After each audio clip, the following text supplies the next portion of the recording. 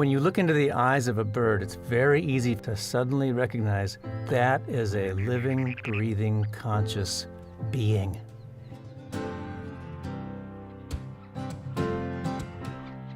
If there's one basic thing that the lab stands for, it's the idea that we have an opportunity to make a difference.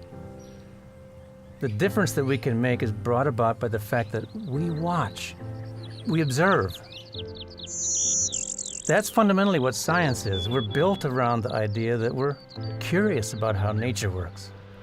We're curious about how nature's doing. And the more we look, the more we listen, the more we understand. The fantastic thing about birds is they actually allow us access to the very little details of the living world.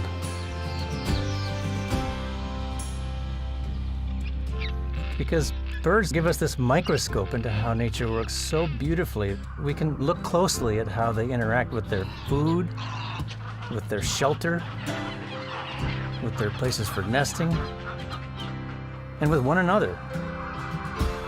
Birds give us access to how nature works in ways that most animals don't. There's art in nature and there's science in nature. And then there's the teaching that one can do from putting those together. And all of these ultimately culminate in the same place. We can't help singing about it because it's so spectacular. And that all comes from the fundamental human privilege we have. It starts with being able to see something, to listen to something, to think about it, and to reflect on it.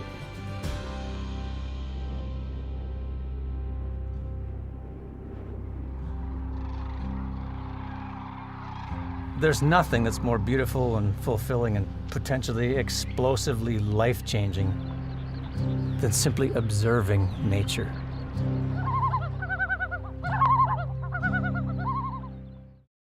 I'm John Fitzpatrick, Director of the Cornell Lab of Ornithology. And on behalf of everybody here at the Cornell Lab, and speaking on behalf of 10,000 species of birds located all over the world, it's a pleasure to thank you for your love of birds and for your generous support of the lab and our mission. Now, as we start our second century of studying birds and helping to protect their habitats all over the world, it's a huge privilege to be doing this together with you. So thank you, and have a terrific 2016.